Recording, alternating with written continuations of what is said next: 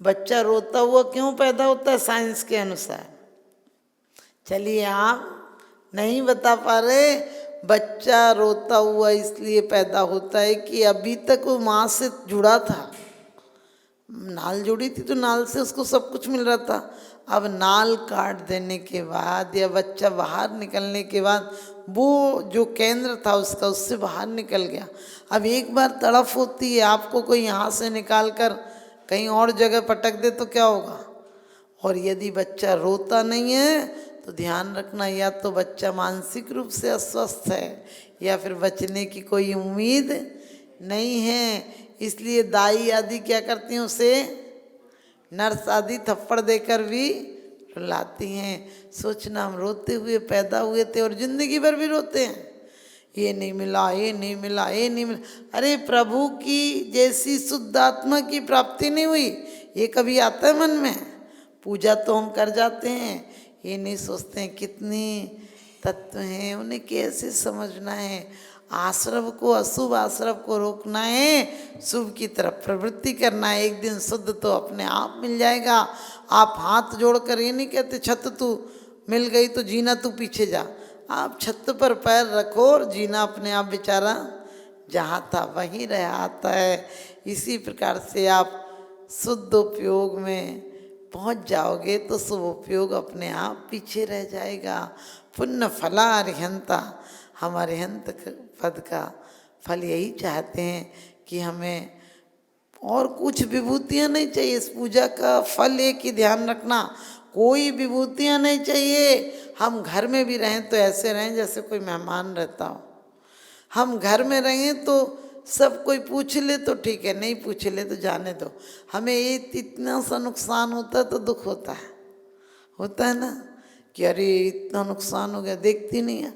एक सास बहू थी तो बेटी से घी बखर गया तो सास ने उसको कुछ नहीं कहा, बस यही बोला चोट तो नहीं लगी। बहू से दूसरे दिन पानी बखर गया, सास ने उसे बहुत सुनाई तो उसे बड़ा बुरा लगा कि अपनी बेटी से घी बखर गया तब तो कुछ नहीं कहा, और मेरे से पानी ढुल गया तो इतनी बातें सुना रही। फिर सास ने कहा कि बेटा बुरा मत मानना। बोली बुरा क्या मतलब, दीदी से भी तो कल घी बखर गया था, आपने कुछ नहीं कहा था। तो सास बोली बेटा मैंने ठीक उससे नहीं कहा था, वो भी ठीक। बोले क्यों? बोले बेटा घी तो महंगा होता है, उससे कोई नहीं बहाता है, भूल से बह गया होगा, लेकिन पानी तो आज तुझे नहीं डांटती तो तू रोज बेकार बहाती। इसलिए कहा, तुझे कहना पड़ा कि बेटा उसमें भी जीव होते हैं, उसमें अनंत जीव होते हैं बेटा, इसलिए तुझे डांटना पड़ा कि जितना हो। आपको पता है कि त्रस हिंसा को त्याग वृथा था वर्ण संहारे। हम लोग कमरों से बाहर जाते हैं, पंखा चला छोड़ जाते हैं, रात को जलने दो 2-4 लाइटें। तो आपने सोचा वो 2-4 लाइटों में रात में कितने जीव मरते हैं? असंख्य। कल हम शाम को बैठे थे, फिर हम अंदर आ गए, हमने तुरंत कहा हमने कि लाइटें बंद कर दो। एक दिन में मंदिर आई, रात को हेलोजन जल रही होगी बाहर की, तो मुझे दिखा। उसके बाद में रोज़ जाते टाइम कह के जाती हूँ कि आप लाइटें बंद कर देना। तो मैं कोशिश करना है, जितना प्रयास कर सकते। देखो पूरा प्रयास आप लोग नहीं छोड़ सकते हैं, लेकिन आज से ही नियम लो कि सिर्फ हम प्रभु पूजा तो करेंगे, लेकिन साथ साथ खुद को भी पूजा के योग्य बनाएंगे। और वो कैसे बनाना है? पुरुषार्थ पूर्वक आकांक्षाओं को सीमित करना है और शंका नहीं करना है। घर में भी शंका हो जाए तो परिवार नहीं चलता है, फिर ये मोक्ष मार्ग कैसे चल जाएगा? आप पति पत्नी में शंका हो जाए तो रोज झगड़े होते हैं, और समर्पण है तब तक तो स्वर्ग जमीन पर नजर आता है। तो ध्यान रखना, हमने चारों कसाई का बताया था। तो क्रोध करोगे तो समझ लेना नरक जाने वाली तैयारी कर रहे हो। बिल्कुल क्रोध छोड़ो, जो कुछ हो जाए ठीक है। कई बार हमसे लोग बहुत भड़काते हैं, माता जी ऐसा आपका नाम नहीं होता है, आपके लिए लोग ऐसे नहीं करते हैं। हम कहते हैं सब पुद्गल की पर्याय हैं, इनसे कुछ होना जाना नहीं है, ये तो खुद देह ही नहीं रहेगी, फिर ये सब कब तक रहेंगे। देह भी एक दिन नाश को प्राप्त हो जाएगी। मुझे तो ऐसे ही पुरुषार्थ दे भगवान, ऐसी बुद्धि दे कि कैसी भी कितनी भी और भी समस्याएं आए, हम हंस के ये सोचे। प्रशम का मतलब होता है कसायों का कम करना। प्रशम संवेग, अनुकंपा और आस्तिक। संवेग का मतलब होता है संसार भोगों से वैराग होना, डर लगना। अनुकंपा का हर जीव के प्रति करुणा का भाव आना। आस्तिक यानी तत्वों पर सही श्रद्धान करना।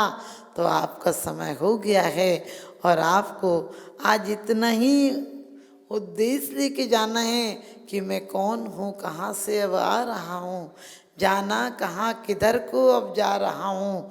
ऐसा विचार यदि तू करता जो प्राणी, कैसे तुझे न फिर मिले वह मुक्ति रानी। तो आप लोग इतना विचार करेंगे। आपको 2 अंगों पर बताया और 2 अंगों में भी हम व्यर्थ की अनर्थ दंड से बचे, क्योंकि श्रावक भी दृश्य हिंसा का पूर्ण त्यागी होता है। लेकिन आरंभ और उद्योगी आदि उसे करना पड़ता। अनाज का व्यापार है, करोड़ों जीव मर जाते कई बार होता है, लेकिन वो फिर भी ये जान कर नहीं दवाइयाँ डालता कि सबको मार दो। ये कहता है एक बार चाल लो इसको, जीव अलग कर दो, क्योंकि अब हो जाते हैं, अनाज का व्यापार है, घर में आप लोग इतना करते हैं तो जीव मर जाते हैं।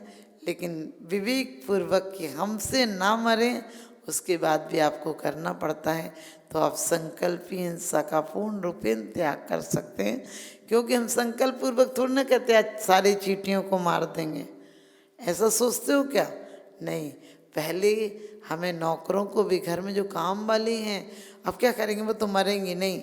उनसे बोलो कि तुम एक बार झाड़ू लगाओ, पहले पूरी झाड़ू लगाओ, उसके बाद फिर पोंछा लगाना। चींटियाँ हैं तो चाहे 2 बार लगाओ, चाहे झाड़ू हाथ में लेकर साथ साथ लगाओ, लेकिन जीव मरना नहीं चाहिए। इतना तो आप कह सकते हो, क्योंकि कितनी दुर्लभता से 3 इंद्री में आया वो।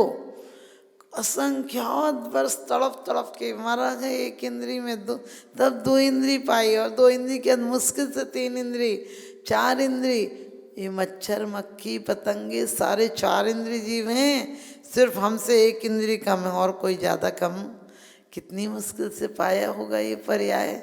हमें सब जीवों के प्रति करुणा भाव लाना है, और आप सबको भी धर्म वृद्धि हो, यही मेरा शुभाशीष। और आज महाराज जी लेकर हमने महाराज जी के पास भेजा है। हमने आपसे कहा कि चाहे महाराष्ट्र हो, चाहे गुजरात हो, चाहे कहीं भी व्यवस्था हो।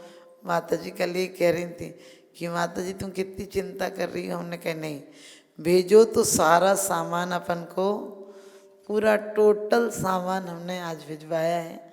अशोक भाई आज वहाँ गए हैं, तो आप सबको यही आशीर्वाद है कि आप लोग भी। और देखिए आप लोगों को ये बात क्यों कह रही हूँ, कभी कभी कोई साधु आते हैं आपके यहाँ और व्यवस्था नहीं हो तो आपको क्या कहते, हम क्या कर सकते थे, कमेटी जाने। हर लोग कमेटी के साथ भी खड़े रहो कभी कभी। और कमेटियों को भी हमने शिखर जी और सोनागिर और महावीर जी से भी, अभी कोई भी साधु आते हैं, सौभाग्य सागर जी आए, विशुद्धमती माता जी तक तो कितना नाम है। अब क्या उनकी जयंती थी तो नेहा तो गई नहीं थी, नेहा जाती तो नेहा नहीं बैठने देती हम, क्योंकि माता जी अब तो गई।